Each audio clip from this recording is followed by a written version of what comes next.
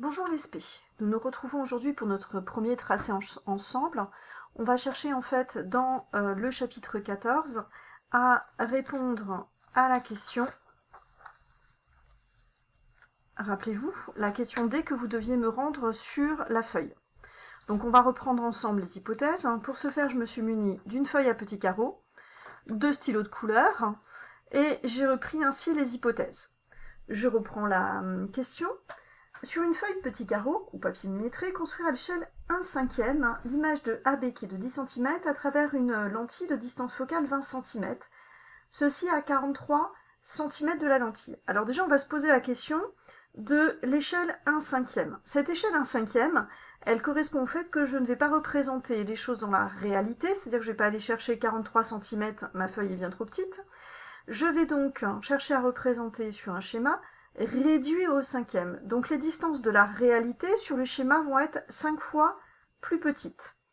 Ce qui veut dire que la distance focale divisée par 5 fera une distance focale de 4 cm. L'objet divisé par 5 ne fera que 2 cm de hauteur. Et la distance, là il faut que je prenne ma calculatrice. Cela fait à peu près moins 8,6 cm du centre optique pour la distance O. Une fois que j'ai repéré maintenant ces distances, je vais représenter l'axe optique, la lentille et les points caractéristiques de la lentille. Donc, vous retrouvez ma construction. Sur ma construction, j'ai donc placé la lentille. J'ai fait une lentille très grande de façon à ce que tous les rayons passent à l'intérieur de la lentille. J'ai placé donc l'intersection entre la lentille et l'axe optique qui est le haut centre optique de la lentille. Et nous avons les points F, foyer objet de la lentille, F', foyer image de la lentille, qui se trouvent chacune à 4 cm de haut. Je vérifie à l'aide d'une règle, et effectivement, j'ai bien 4 cm, puis de nouveau 4 cm. Je vous rappelle que F et F' sont symétriques par rapport à O. Je vais à présent placer l'objet à 8,6 cm d'une hauteur de 2 cm.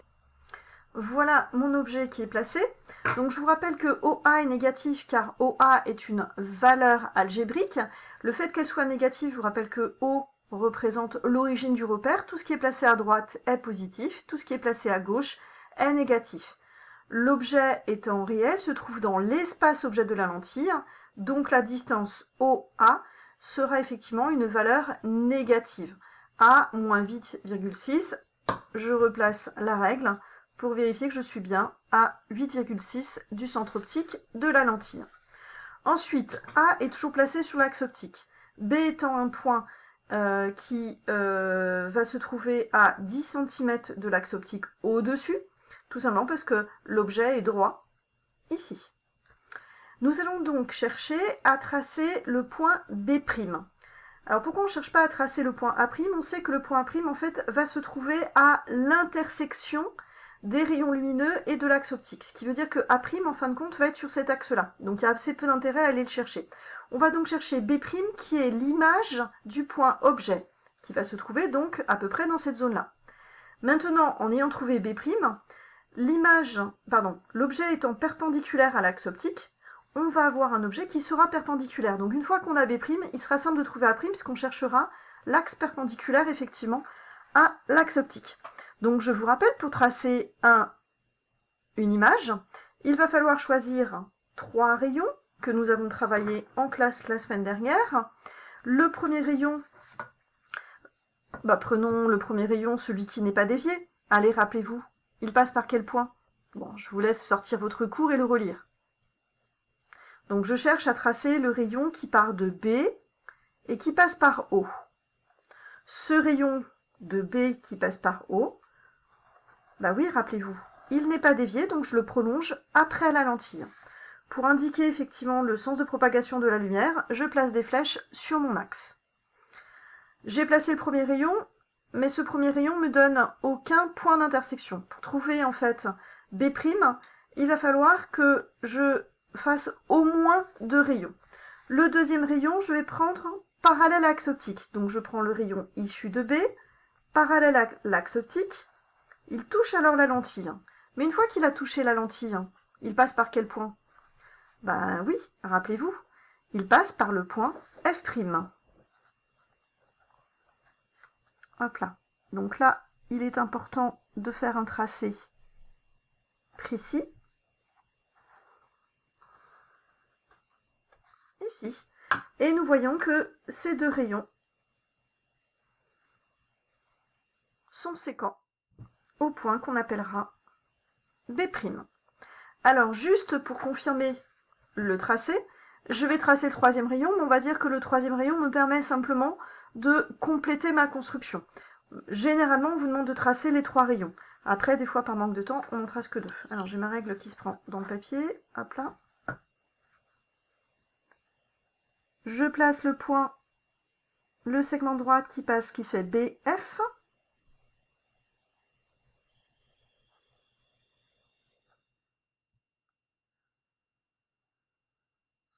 C'est le rayon issu de B qui passe par F, il va ressortir parallèle à l'axe optique. Et nous voyons qu'en traçant la parallèle à l'axe optique, j'obtiens bien le rayon qui passe par B'. Donc le troisième rayon confirme effectivement ma construction. Pour obtenir le point A, je vais alors chercher le projeté orthogonal de B' sur l'axe optique. Je cherche donc le projeté orthogonal, ce que je disais, sur l'axe optique, ce qui me permet d'obtenir le point A. Il est tout à fait possible et probable que vous ayez à faire plusieurs fois le schéma avant d'avoir un schéma qui soit propre et net, ce qui veut dire que moi je l'ai même refait 2 fois de façon à obtenir effectivement les tracés les plus précis possibles. Donc n'hésitez pas à le refaire à plusieurs reprises de façon à obtenir un tracé où les 3 rayons ne se croisent qu'en un point. Alors ensuite, on peut chercher à avoir la valeur de OA'. Pour cette valeur de OA', elle est simple à retrouver. Il s'agit de mesurer la distance entre le point O et le point A. –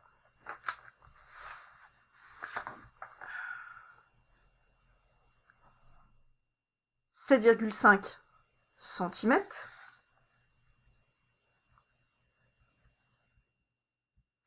Et ensuite, pour tenir compte de l'échelle, de remultiplier cette valeur, OA' dans la réalité va être donc de 37,4 cm dans la réalité. Point suivant, on peut chercher la taille de l'image. On place ici effectivement la règle. On voit qu'on obtient 1,8 cm.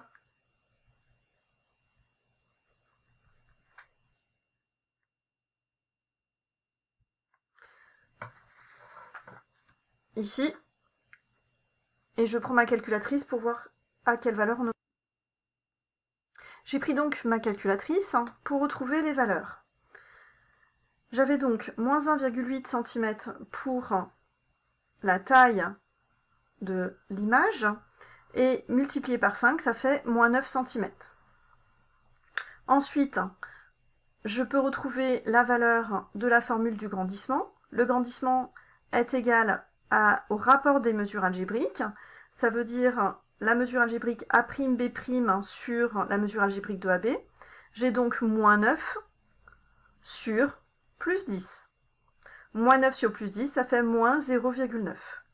Si vous avez procédé au fait de faire dans le simulateur la même image, on vous donnait une image de grandissement de 0,87, moins 0,87, ce qui veut dire qu'en fait, on est dans des valeurs qui sont cohérentes. Ensuite, on peut finir sur les caractéristiques de cette image. Cette image est réelle parce qu'elle s'est formée dans l'espace image de la lentille, et elle se trouve être renversée parce qu'en fait, elle est retournée par rapport à l'objet qui est droit.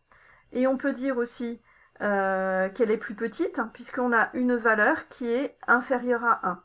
Donc l'image, on dit qu'elle est rétrécie.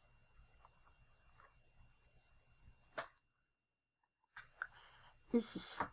Donc je reprends, l'image est réelle, renversée, rétrécie.